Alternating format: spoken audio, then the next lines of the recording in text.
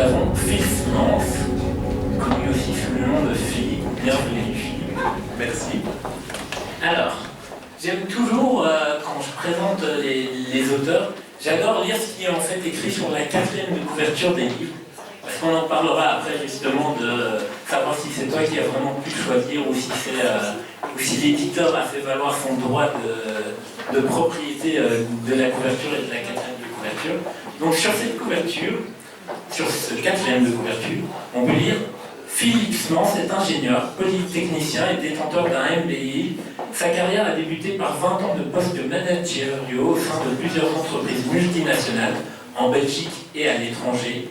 Dans cet environnement empreint de haute technologie, il a pu commencer à mesurer l'impact que ces dernières pouvaient avoir sur nos vies, ce qui est le sujet même du livre, ainsi que le degré d'emballement de l'innovation technique. Animé d'une ferme volonté de rendre simple des choses pouvant paraître compliquées et s'appuyant sur l'expérience du terrain, il a débuté une carrière académique au sein d'une école de gestion de réputation internationale, principalement dans les matières stratégiques et financières. Au cours de ses activités de conseil, il a pu constater la puissance de frappe du storytelling pour faire passer des messages de manière plus efficace, prenant le contre-pied de la littérature managériale traditionnelle. Il publie alors un ouvrage relatif à un sujet organisationnel, technique et ardu, mais contenant plusieurs cas d'études romancées. Alors le résultat est spectaculaire, édité en 3 langues. Le livre a été un best-seller dans son domaine, c'était il y a à peu près 10-15 ans. Un petit peu plus, c'était en 95. Voilà. Et donc, alors, auteur, est-ce que c'était quelque chose que tu avais envie depuis longtemps? Est-ce que c'est quelque chose pour lequel tu as attendu en te disant que peut-être tu n'avais pas le droit ou que tu ne te sentais pas le droit de devenir auteur et romancier dans ce cas-ci? Oui, ça date précisément de cette période-là, ça date de 95, où j'avais écrit ce livre avec Gilles qui est présent là-bas tout au fond. Il a été co-auteur avec moi. Il faut savoir que c'est un livre qui abordait un sujet techniquement assez ardu et ce qui sortait comme littérature sur le sujet était vraiment très rébarbatif. C'était écrit d'une manière catastrophique. À tel point qu'on se demandait si les gens qui écrivaient ça voulaient rendre les choses encore plus compliquées au lieu d'essayer de les simplifier pour faire passer des messages. Et donc Gilles et moi on travaille beaucoup sur ce sujet-là, ça nous a révoltés on va dire. Et on s'est dit, bien, on était jeunes et fous à l'époque, on s'est dit, on va écrire nous-mêmes un livre sur le sujet, mais on va rendre la lecture agréable. Et une des techniques qu'on a utilisées pour rendre la lecture agréable, c'est une technique très connue des anglo-saxons dans la littérature managériale, c'est l'utilisation de case study, des cas d'études. Donc on illustre une situation avec des personnages, on campe un personnage, on campe la psychologie, on décrit des situations, un chef d'entreprise qui arrive le matin, il a la gueule de bois parce qu'il est sorti la veille, et puis il se passe des choses, il y a des tweets qui lui tombent dessus. Et déjà à l'écriture, on avait eu beaucoup de plaisir à imaginer la psychologie, à rendre cette petite histoire. Alors, ça a été très très bien perçu parce que ces livres ont vraiment eu un beau succès librairie.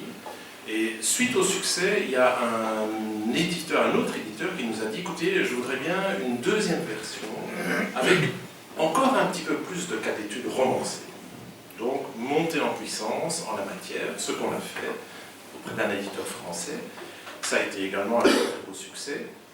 Dans la foulée, on a même eu aussi un éditeur qui nous a dit, mais écoutez, venez chez moi, on va parler de l'éventualité d'écrire un livre business, mais qui soit un roman du début à la fin. Il y en a quelques-uns qui existent, spécialement dans le monde anglo-saxon.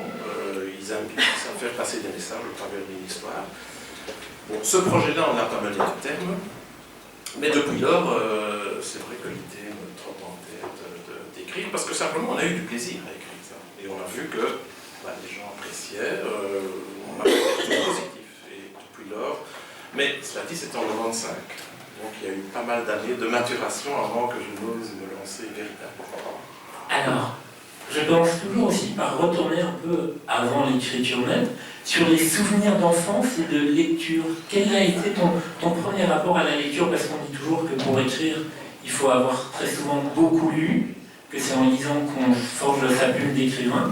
Est-ce que tu te souviens de ton premier rapport? Est-ce que c'était quelque chose qui était favorisé dans ton enfance, par tes parents, par l'école? Ah, sûrement, oui, sûrement. Ça, mes sœurs présentes ici confirmeront qu'on a grandi dans un environnement très, très intellectuel. Et donc, on était vraiment... On n'avait pas besoin de nous pousser à la lecture, hein, ça venait naturellement. Et oui, depuis tout petit, et je me souviens très très bien des premiers livres qui m'ont véritablement passionné. Il n'y a pas de surprise, d'ailleurs, je pense que c'est le cas pour beaucoup de personnes. C'est le Club des 5, c'est Cro-Blanc de Jack London. Ça sont vraiment des livres qui m'ont fait prendre goût en particulier. Jules Verne, oui, le château des Carpates. Donc ce sont... Il y a toute une série de livres comme ça qui m'ont... Mais ce sont... Alors je lis, bon, pour l'instant encore beaucoup, et dans des styles très très différents, mais à l'époque c'était vraiment ce genre de littérature-là qui m'intéressait. C'est-à-dire des littératures où il y a du suspense. Cro-Blanc, le Club des 5, on est quand même scotché par ça. On est d'ailleurs avec la liste alpha dans un roman suspense. Alors, je vais faire quelque chose. Je vais demander en toute honnêteté qui l'a lu jusqu'au bout. Très vite. Donc, on va être gentil, on va en fait ne pas spoiler les gens qui ne l'ont pas lu ce soir. Donc, on va parler de partie de l'histoire, mais on ne parlera pas de la scène finale fabuleuse.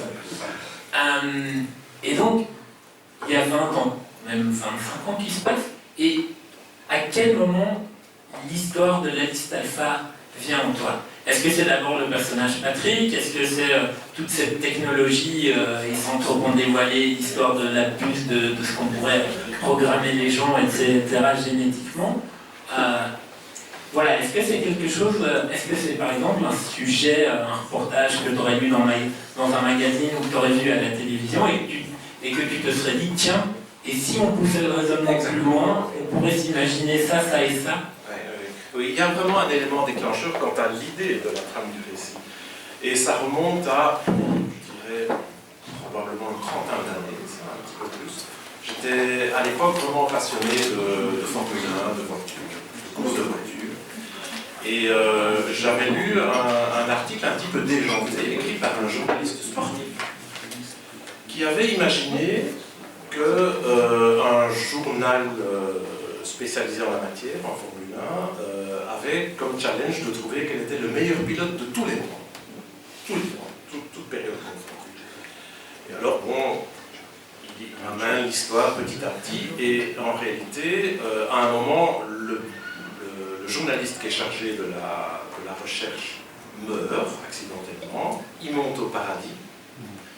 La première chose qu'il demande, arrivé au paradis, c'est bon, mais maintenant que je suis au paradis avec Dieu qui a accès à toutes les connaissances, je vais enfin savoir qui est le meilleur pilote du monde. Et il demande à Dieu qui est le meilleur pilote du monde. Et alors, Dieu lui répond un nom totalement inconnu. Ah, le type dit, mais c'est pas possible, c'est pas Fangio, c'est pas Jackie Stewart, c'est pas Jackie Hicks, c'est pas. Vous me sortez un nom inconnu, c'est qui ce gars? Dieu répond, oh, c'est un bûcheron, au fin fond de la forêt autrichienne.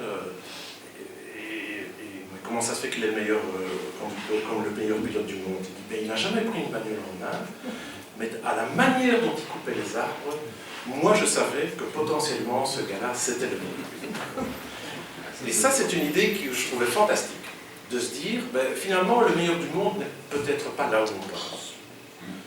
Posons-nous la même question avec n'importe quoi. On peut dire, bon, quel serait le meilleur écrivain du monde, etc.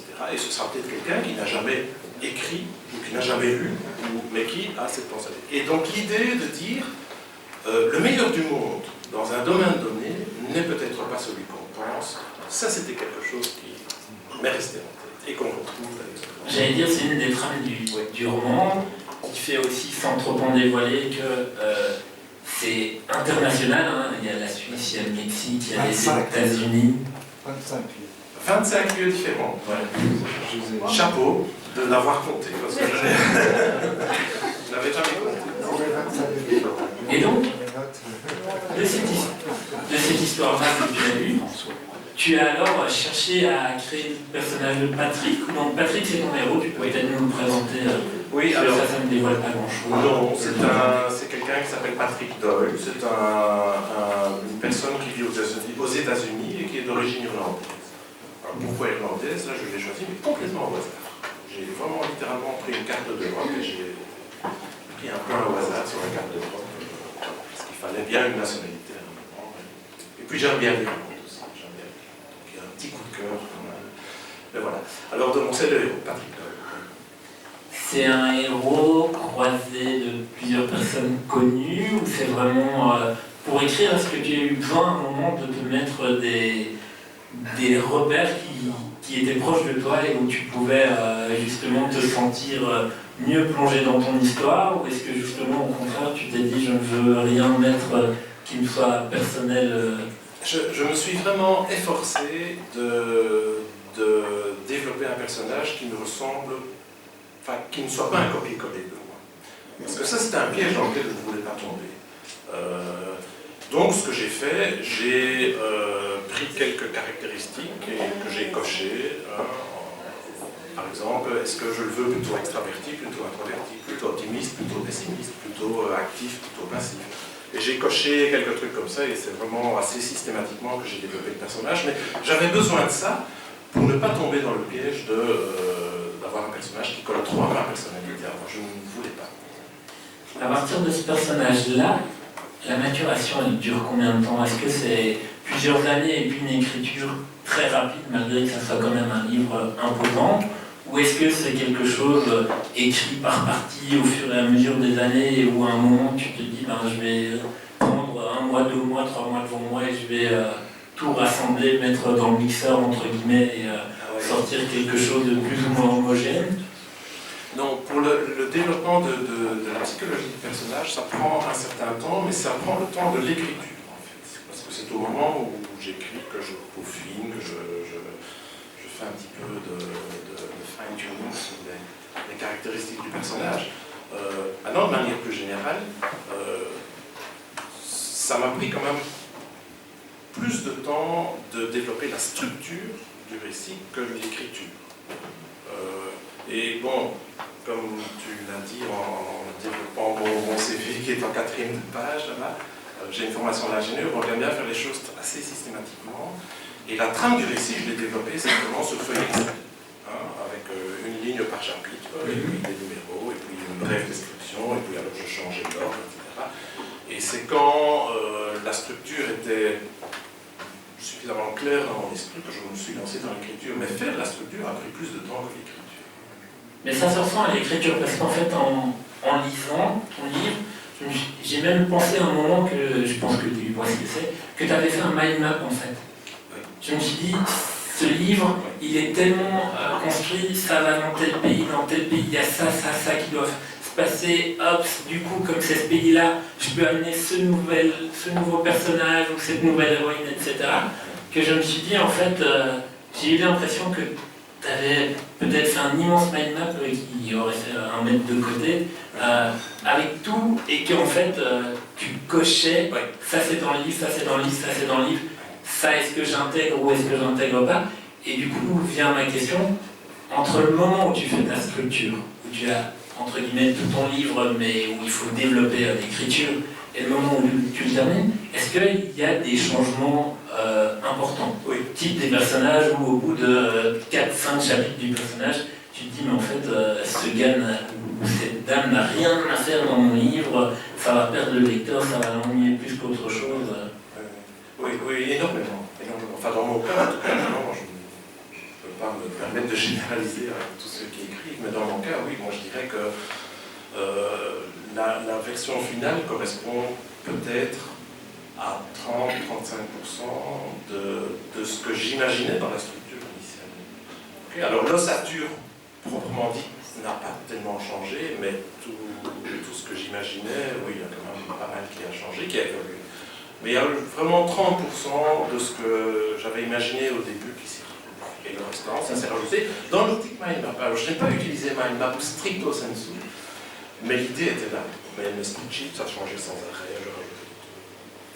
C'était l'idée. Et donc effectivement, je crois que tu m'avais dit la période rédaction, c'est 1 mois? Un bon mois. 1 bon mois?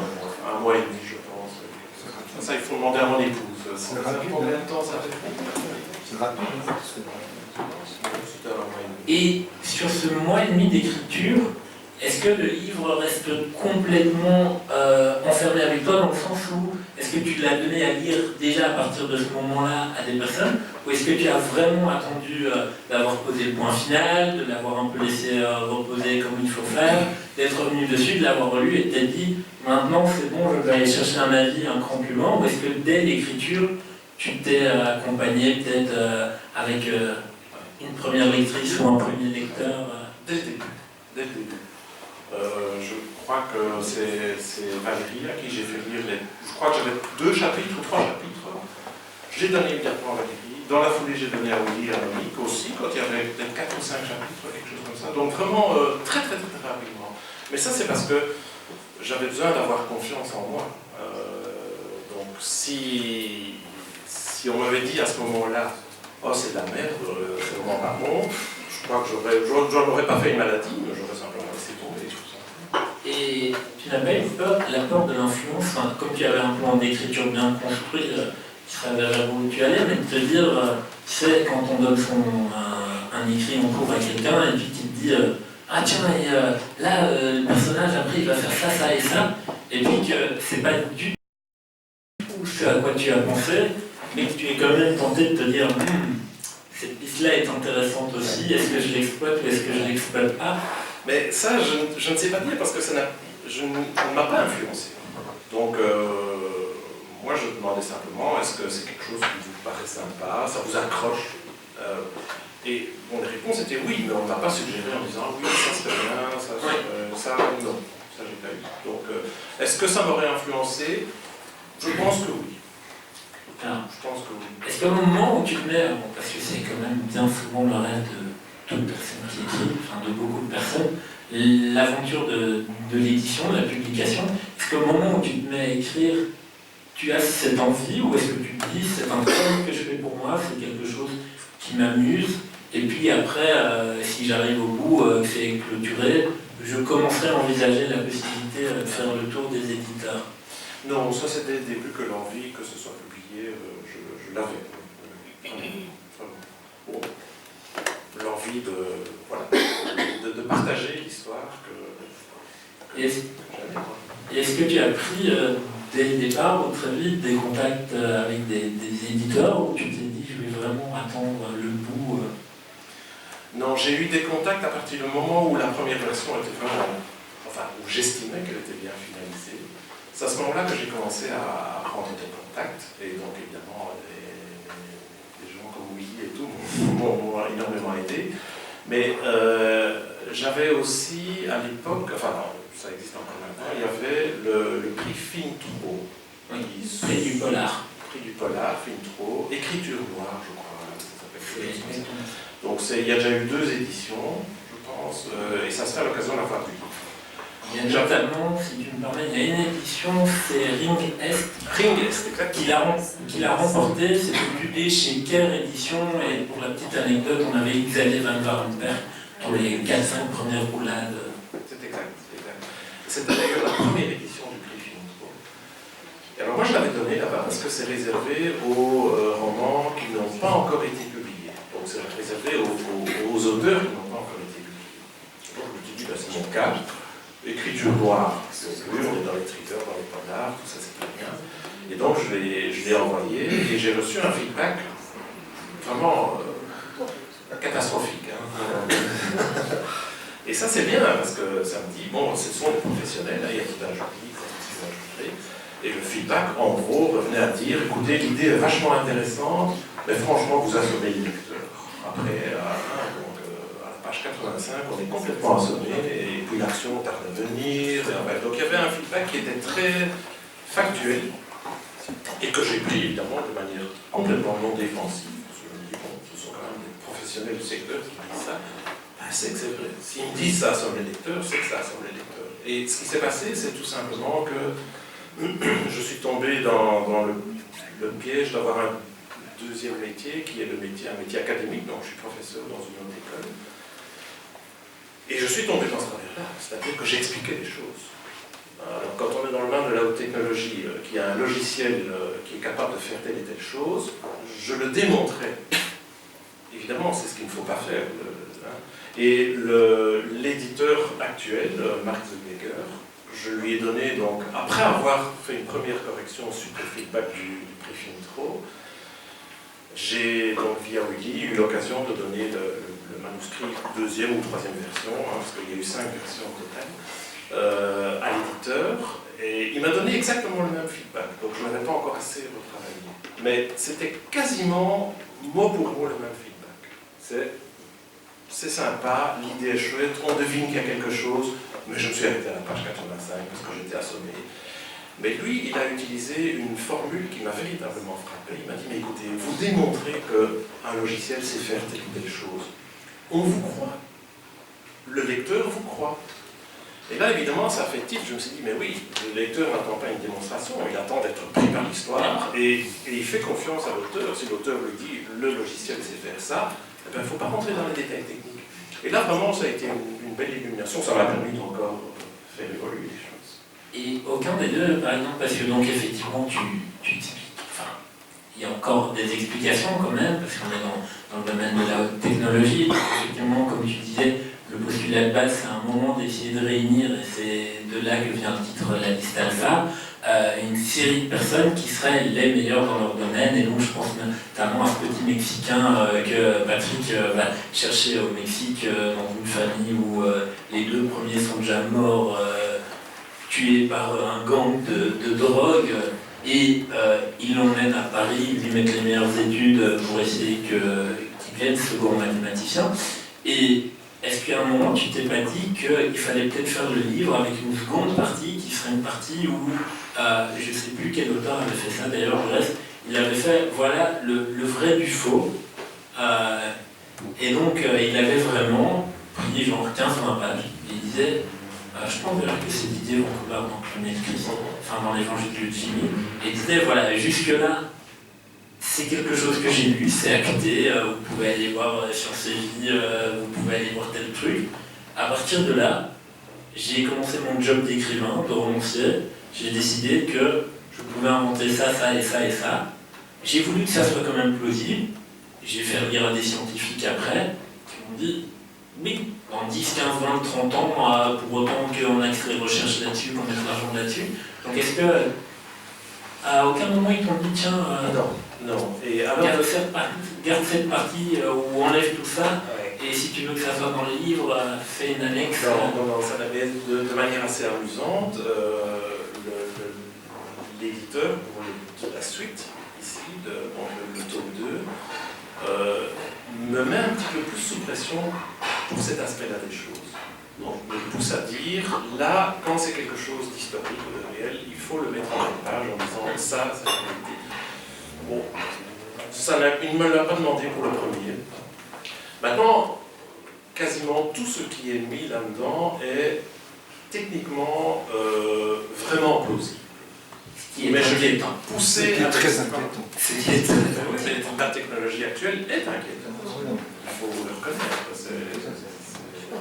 Alors, on revient un peu en arrière. Donc, pour revenir vraiment, donc, tu termines d'écrire le livre, comme tu le dis, tu l'as fait parvenir notamment à Marie-Xavier Guerre, qui a les éditions Autrou, on va un peu en parler. À d'autres éditeurs aussi, j'imagine, tu as reçu ce qu'il fallait pour refaire le papier peint de tes toilettes. Non, pas tellement. Non, il n'y a pas eu beaucoup d'éditeurs. En réalité, il y en a eu 2. Alors, est-ce qu'il y en a eu 2 parce que tu t'es dit qu'il valait mieux vraiment bien choisir et que tu as fait, comme tous les éditeurs conseillent, lisez des livres de notre maison d'édition, vous verrez notre ligne de conduite et ça ne sert à rien d'envoyer si vous n'êtes pas dans notre ligne de conduite? Ou est-ce que tu as essayé aussi Est-ce qu'il y avait un éditeur que tu voulais absolument? Alors, oui, honnêtement, oui. L'éditeur dont j'aurais rêvé, c'est Albin Michel, parce que je trouve que ça s'écrit, ça s'inscrit bien dans des bons thrillers, d'excellents thrillers que j'ai vus chez Albin Michel. Non, il faut pas rêver, évidemment. Albin Michel, c'est comme là, il reçoit 8000 exemplaires par an, 8000 manuscrits par an, sorry.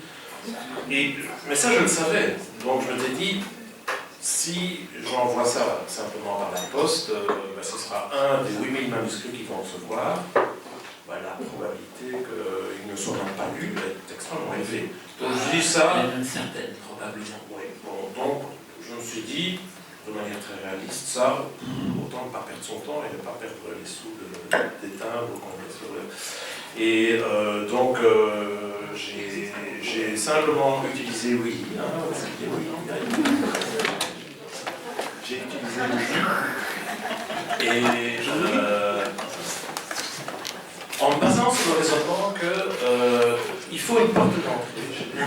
C'est-à-dire qu'il faut passer le premier filtre d'anonymat. Et il faut faire arriver le manuscrit à un éditeur, mais via quelqu'un qui a déjà un contact avec l'éditeur. Alors c'était le cas de Willy qui connaissait Marc Zellweger, qui est venu ici, donc c'est à l'occasion de cette roulade que je lui ai mis dans les mains.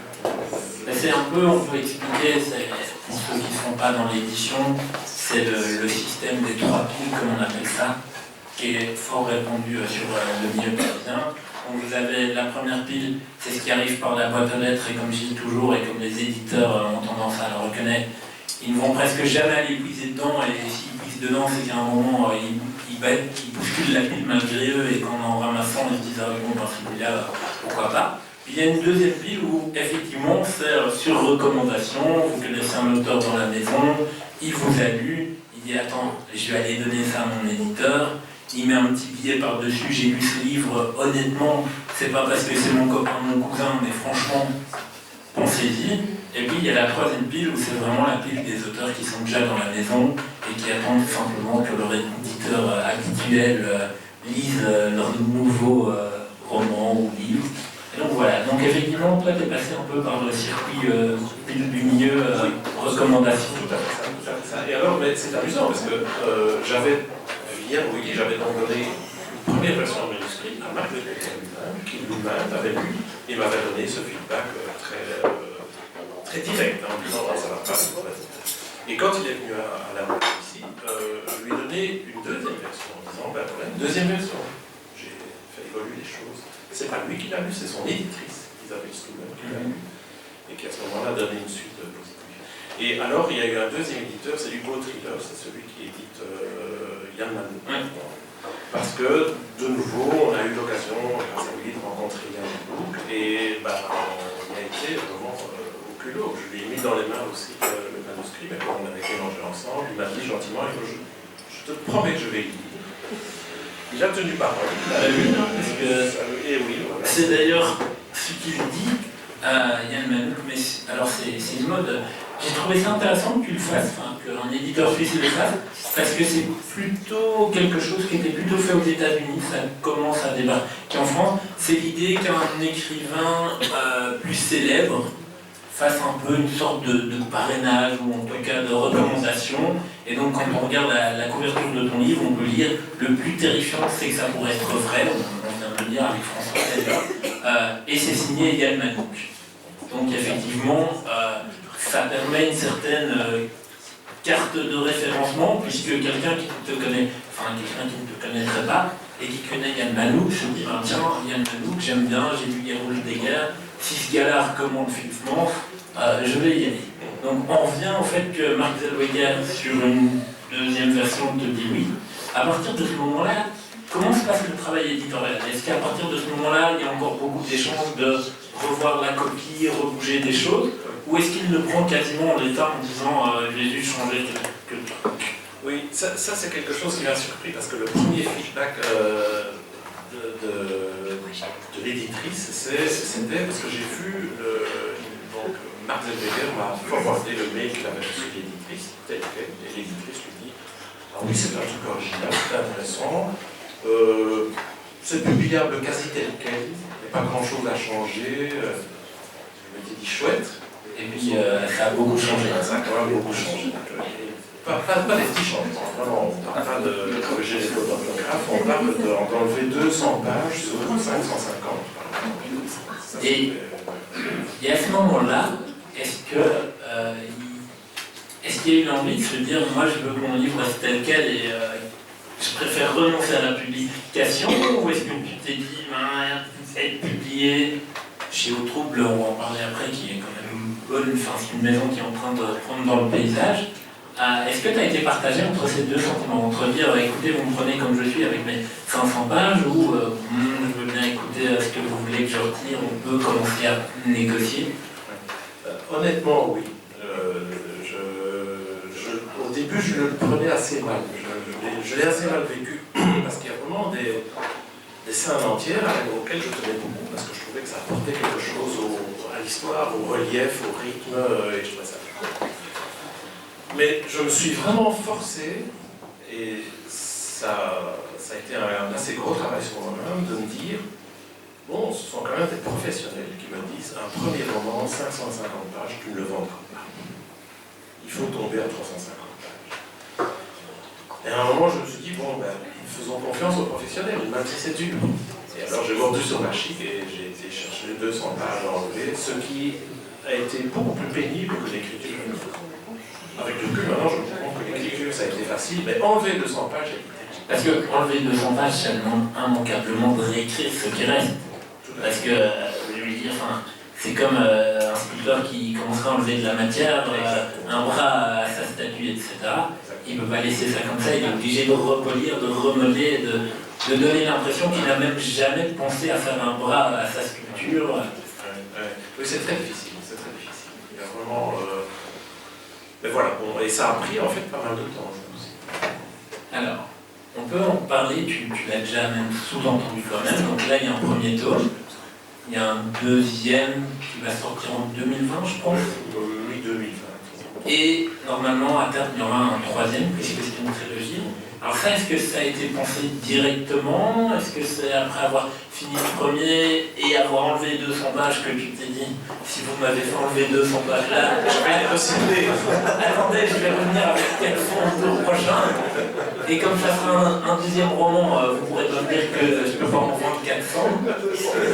Non, à quel moment vient l'idée de la suite? Quand j'ai terminé. Non, j'irai même plus loin. Quand le premier, j'avais la certitude qu'il allait être publié. À ce moment-là, je me suis dit, tiens, pourquoi pas un deuxième? Mais au moment de l'écriture du premier, je n'avais absolument pas en tête d'en faire un tome 2. Alors, par suite, ton éditeur n'est pas dans la pièce, donc il ne sera pas qu'on a dit ça. Par suite, est-ce que c'est vraiment l'idée de reprendre juste après la scène finale de celui-ci et de continuer? Ou est-ce que c'est plus l'idée de se dire, comme certains romanciers ont fait, de garder le personnage, le fameux Patrick, comme par exemple Simon a fait avec Maigret, et de se dire, tiens, je peux le bouger l'endroit, je peux le remettre dans une autre histoire, ça gardera beaucoup de ressemblance avec la liste alpha, mais ça pourra être lu indépendamment. Est-ce que c'est vraiment une suite au sens propre du terme, ou est-ce que c'est une seconde aventure lisible avant la première? Non, c'est une seconde aventure.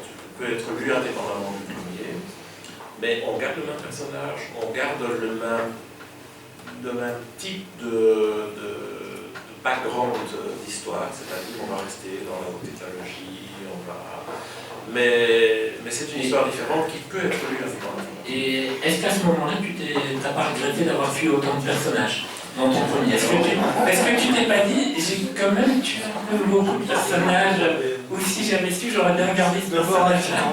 Mais bon, j'ai effectivement encore beaucoup plus de morts dans le deuxième que dans le premier.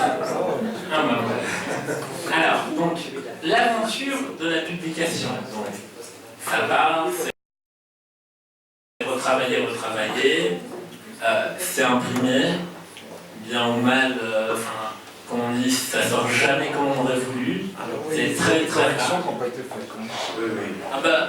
Malheureusement, on ne va pas nous dire que derrière le Simon, il y en a une, mais il y a une coquille derrière le Simon. Mais donc, sensation. À quel moment est-ce que tu l'as vraiment en main, l'objet tel qu'on le connaît ici, et qu'est-ce que tu as ressenti? Est-ce que tu étais déjà détaché, que tu étais déjà dans autre chose, par ta profession principale, et que tu t'es fait oui c'est sympa, ça va un peu s'écouler? Est-ce que c'est quelque chose que tu as attendu avec impatience? Oui, non, vraiment. Et je dois dire que c'était un grand moment, ça, je pense que quiconque a été découvert, enfin Thierry, Thierry West, c'est bien, c'est un moment très particulier, le moment où on prend l'objet pour la première fois dans... Tu le reçois par la poste ou... Oui. Alors ici, c'est assez amusant parce que j'ai reçu donc 2 caisses en fait, exemplaires. Et tout content, j'ouvre la première caisse, je sors le premier exemplaire en disant ah, et il se trouve que le premier exemplaire c'était le seul de tous ceux qui ont été imprimés à l'envers. Alors ça fout un coup. C'est terrible, hein, oui. Et j'ai vite regardé les autres, heureusement tous les autres étaient. Et puis il a conservé pour le vendre aux enchères. Ah oui, c'est un collector. Alors, il sort, et à partir de ce moment-là, je dis toujours, j'avais parlé de ça aussi avec Anne Duvillier quand elle était venue, quelle devient la réalité de... Tu deviens écrivain, et quelle est ta réalité des premiers jours? Est-ce que qu'il est sorti, je crois, le 16 août, le 23 août, et à partir de ce moment-là, qu'est-ce qui se passe? Tu fais le tour des librairies, Oui, il n'est pas encore en Belgique, donc il est surtout sorti en France et en Suisse. Oui. Il arrive seulement en Belgique fin du mois. Ouais, on a eu malheureusement avant la carte de diffusion, ça, l'éditeur Léman Pamplonien, il travaille avec un distributeur, c'est un éditeur suisse, il travaille avec un distributeur français. Et le distributeur français sur la Belgique travaille avec un diffuseur belge. Et le diffuseur belge a eu un couac de santé. Il a été out pendant 2 mois.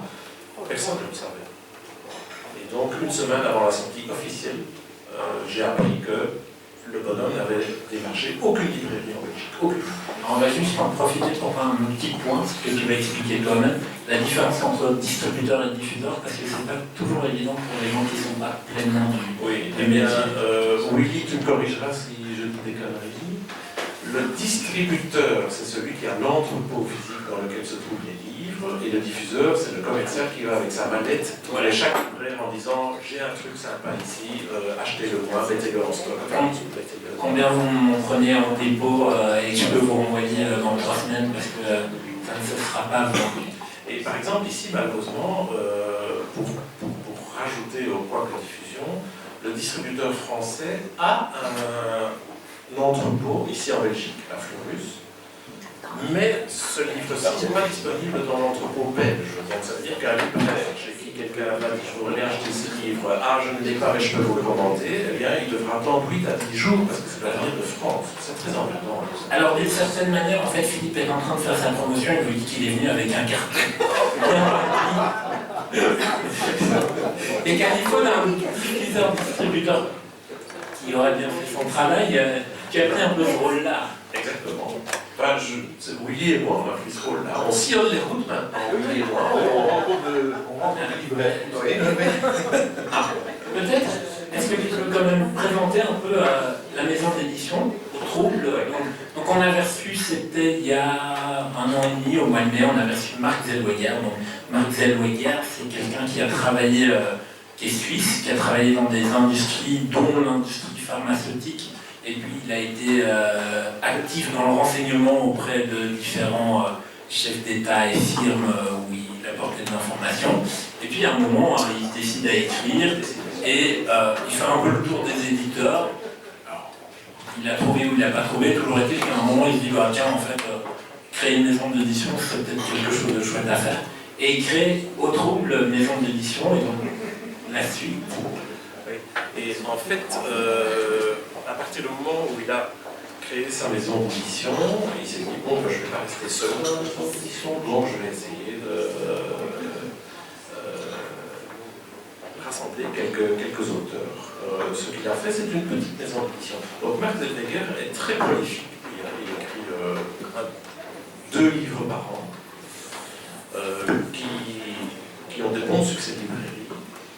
Et alors il a mis en place une structure qui est assez légère. Ce n'est pas une grande maison d'édition, on est une dizaine d'auteurs.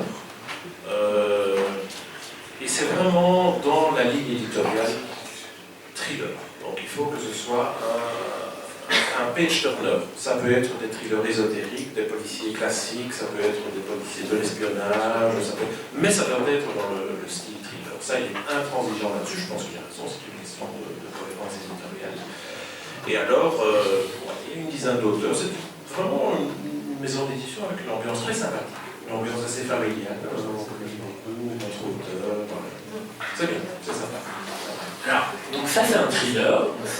Alors, est-ce que le deuxième et le troisième sont-ils totalement écrits ou est-ce que tu en es à des stades différents? Dans le deuxième, il est fini, je l'ai déjà envoyé chez l'éditeur. Il a été accepté d'ailleurs chez l'éditeur. Et alors maintenant, j'entame le troisième. Le troisième, parce que je suis vraiment dans la phase de structuration du récit. Avec le fait que le troisième, on peut le dire, est déjà accepté d'une certaine manière. Enfin, il y a une discipline ici dans la maison d'édition de toujours de considérer que même si c'est un auteur qui a déjà été publié, un nouveau manuscrit doit passer par les fourches codines de l'éditrice. Et c'est elle qui a la responsabilité de l'accepter. Et ce n'est pas parce qu'on a déjà été publié une ou deux fois aux autres troubles que automatiquement le troisième sera accepté. Donc tu as l'impression de te dire que tu risques de priver le lecteur du troisième volume. S'il est refusé, sûrement. Attention, vraiment. Bon. Tu vas faire en sorte que le soit. Alors t'inquiète pas, d'ici à midi, on va peut-être lancer une maison d'édition. Oui, voilà, c'est ça. Dans son salon.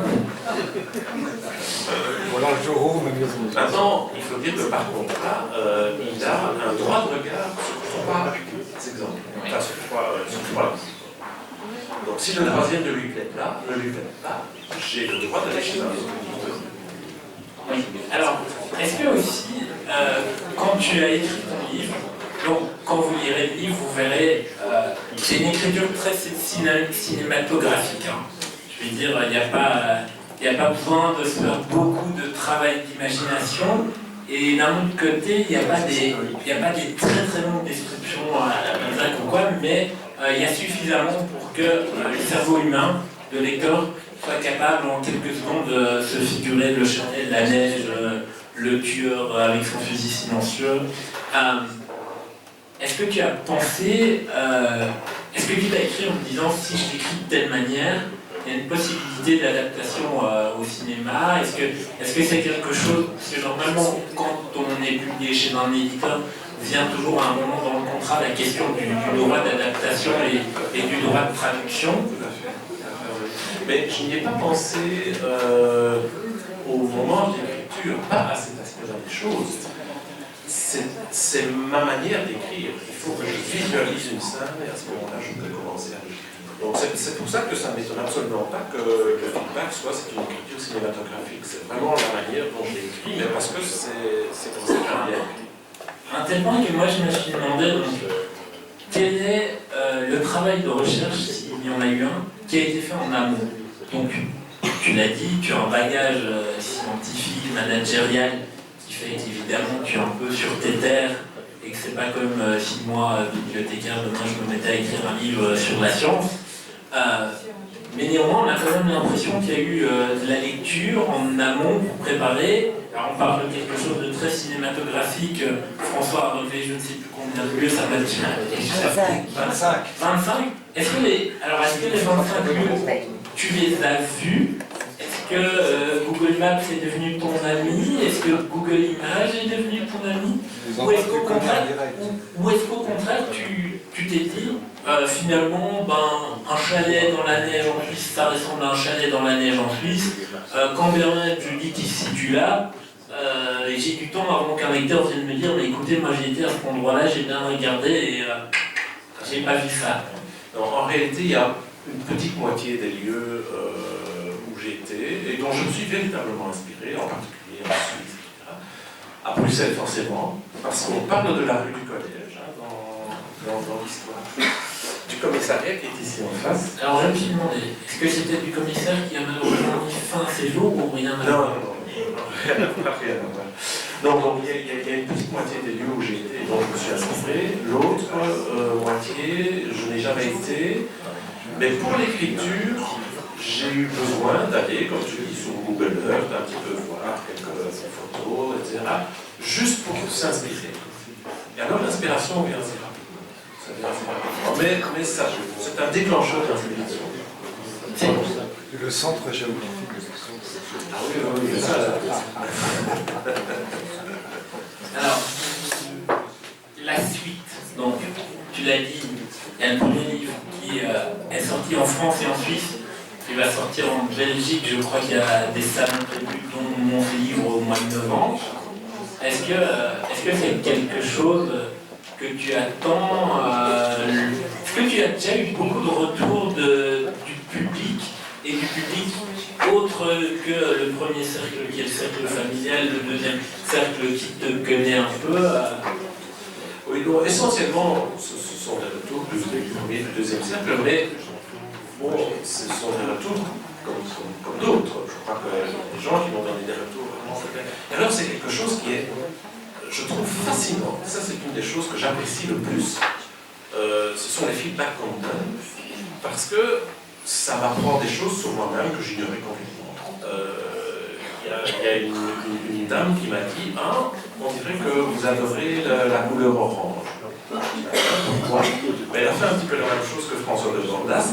Elle a compté le nombre de fois où je décris des femmes avec un chemisier ou une jupe orange.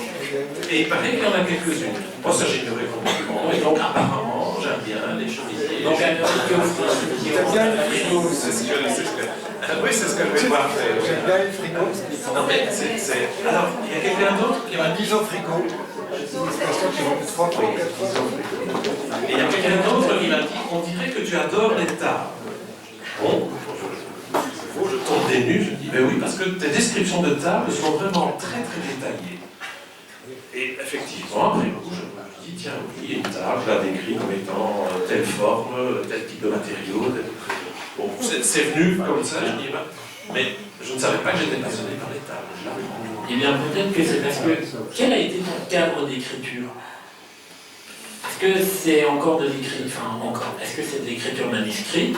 Est-ce que c'est de l'écriture ordinateur? Est-ce que c'est le besoin d'attendre que tout le monde aille quitter le logement pour s'y mettre? Est-ce que c'est dans un bar? Ah non, il faut que je sois seul. Donc c'est par ordinateur. Il faut que je sois seul, oui. Raisonnablement seul en tout cas. Et par contre, à l'ordinateur, j'ai essayé d'écrire en dictant, parce qu'il y a ces fonctionnalités qui existent sur n'importe quel logiciel maintenant. Et ça, j'ai essayé, mais franchement, non, je préfère écrire en tapant. C'est par ordinateur, il faut que je sois seul. Il y a des périodes où je me levais très tôt le matin pour écrire. Il y a des périodes où j'étais spontanément réveillé à 4h30, 5h du matin. Je me levais et je commençais à écrire. Ça a duré une période, et puis c'est assez varié. Alors, après l'écriture du troisième, est-ce que tu envisages déjà un quatrième? Est-ce que tu pourrais par exemple passer à toute autre chose, faire un recueil de poésie ou des de théâtre? Ou est-ce que tu penses que tu es plus taillé pour le thriller? Ou est-ce que tu as peut-être même déjà décidé, entre guillemets, de te dire en fait, une trilogie pour seul et unique œuvre littéraire, ça peut faire le boulot? Oui, c'est un grand point d'interrogation. Les idées du deuxième et du troisième, pour la trame de l'histoire, sont venues assez rapidement. J'avoue que je n'ai pas d'idée pour un quatrième volume. Et je ferais bien quelque chose de différent. J'aimerais bien quand même faire quelque chose encore après, mais probablement un peu différent. Mais je ne sais pas encore. Tu peux toujours laisser 20 ans comme entre l'ouvrage précédent. Voilà, on va peut-être en profiter. Est-ce qu'il y a quelques personnes qui ont des questions, qui voudraient poser une question à Philippe, parce qu'ils ont déjà lu son livre ou parce que quelque chose qu'on a dit a éveillé leur curiosité? Je me suis absenté que 2 minutes, mais j'ai l'impression que je ne sais toujours pas de quoi il s'agit. Il y a eu un pitch. Je ne peux pas dévoiler. Je connais bien l'auteur, je sais très bien maintenant comment il a fait, je sais comment s'est passé l'édition, je sais, mais le bouquin, je ne sais Pas rien. dévoiler le suspense. C'était les 2 minutes où tu étais absent. C'est possible. Non, pour te répondre, en début d'entretien, si j'ai posé la question de savoir qui l'avait lu, honnêtement, s'il y avait eu 80% des personnes, j'aurais dit aux 20% restants, à un moment on va faire du spoil et bouchez-vous les oreilles. Ici c'est vraiment un livre, voilà, on a parlé de Patrick le personnage, on a parlé de l'idée de pouvoir déterminer et trouver à travers le monde entier le meilleur dans différentes catégories. Et après c'est vraiment, enfin, moi pour vous faire mon retour de lecture, j'ai eu la chance de l'avoir un peu à l'avance. Je vais dire, je crois que je l'ai eu le vendredi, je l'ai laissé traîner dans un coin jusqu'au dimanche matin parce que le samedi j'étais fort occupé. Et le dimanche, entre 13h et 19h, je je ne me suis quasiment pas arrêté. Je me suis arrêté juste pour aller boire, c'était dans les grandes canicules du mois d'août, je me suis juste arrêté pour aller boire un verre. Mais donc voilà, on fait quelque chose, honnêtement, si on doit commencer, alors, parce qu'il y a des personnages fascinants, hein, moi j'aurais adoré parler de la scène finale, mais ça va gâcher le plaisir de lecture. Et je ne ferai pas comme un libraire de chez Filigrane il y a quelques années, qui, en interview, c'était justement avec Didier Mancola, a raconté la dernière scène finale en disant c'est quand même merveilleux d'avoir écrit ce moment où le personnage X et le personnage Y font ceci parce que l'autre est mort. Et voilà. Donc si j'ai, faut prendre ton mal en patience. on pourrait après, par exemple, tu vas lire la première page. Hein, on pourrait. Ah oui, oui. Tu le fais. Si, je vais le normal. Non, je n'en veux pas là. Je passe les remerciements. J'allais dire pas les remerciements. Patrick referma doucement la porte derrière ses 3 visiteurs et leur indiqua d'un geste de la main plusieurs sièges confortables face à 4 gigantesques écrans d'ordinateur. Il était habitué à gérer efficacement et sans stress tout type de réunion. Briefing d'investisseurs, conférences de presse, suivi de projet, brainstorming de crise. On ne s'improvise guère bras droit du fondateur d'une des plus importantes plateformes informatiques mondiales et officiellement responsable de ses projets spéciaux, sans une forte capacité à se maîtriser en toutes circonstances. Mais aujourd'hui, il se sentait nerveux. Modérément, certes, mais au-delà de ce qu'il aurait pu considérer comme normal au moment d'entamer une réunion délicate. Son cerveau, habitué à fonctionner à une allure hors norme, lui suggérait déjà un faisceau de raisons objectives à cette situation.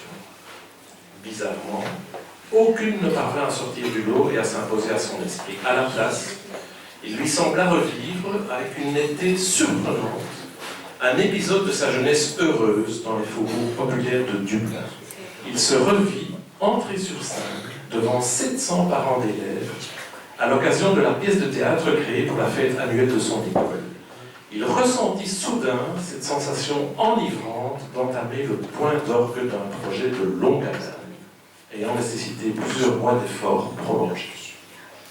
Alors, je vais rajouter que... Normalement, là, on applaudit. Hein. Alors, je vais rajouter que la scène que Philippe se déroule à Seattle, aux États-Unis, le 6 mars 2014, et que, sans spoiler la fin, la dernière scène, l'épilogue, se déroule à Lucerne, en Suisse, le 4 août 2017. Entre les deux, vous allez voir, il y a beaucoup de choses qui se passent. Ça se lit très vite, c'est vraiment un page turner, comme tu l'as dit. Donc voilà, je ne peux que vous le conseiller.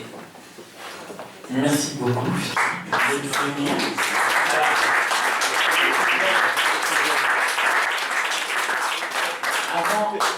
Avant de passer à la restauration, tu es déjà venu plein de fois dans le public. Ah, qu'est-ce que... Oui, je vais te poser la question. Tu parlais au début d'un style très cinématographique. Est-ce qu'on aura la chance de voir la liste alpha dans les UGC dans le coin? Impossible alors. Déjà un cinéaste dans la salle. à l'idée. C'est un scénario. Mais voilà. Oui. Moi, je sais que tu m'as appris une citation très célèbre de Johnny Hallyday qui disait que pour réussir un show ou un concert comme il le faisait, ce qui était important, c'était le début et le final, et qu'entre, il fallait combler. Donc du coup, maintenant que tu es en train de rédiger ton 3e livre, je suis en train de me demander, est-ce que tu n'as pas une grosse pression, sachant que ça va être la fin d'une trilogie, il va falloir mettre le paquet pour clôturer ça en beauté. Si, oui, réellement. Vraiment, oui, tout à fait.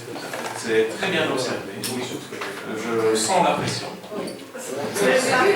D'accord, rebondir sur Johnny, parce qu'il y a quelque chose qui m'a frappé aussi dans le processus d'écriture. Johnny a aussi dit une phrase à propos des chansons. Il dit à un journaliste qui lui demandait qu'est-ce que c'est une bonne chanson, il a répondu une bonne chanson est une chanson qui vient facilement.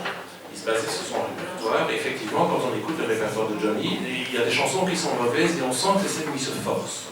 Là où il se laisse aller, où ça vient facilement, ce sont des bonnes chansons. J'ai ressenti franchement la même chose au niveau des chapitres. Il y a certains chapitres qui sont venus très facilement et sur base des retours d'information, ceux-là sont bien appréciés. Il y a des chapitres qui ont été beaucoup plus laborieux, je sentais moi à l'écriture, et là, sur cela, le feedback est moins bon. Donc je rejoins les autres. Alors, on va prendre... Et la liste alpha est à 14 € auprès de Philippe qui vous fera une dédicace en plus. Avec plaisir.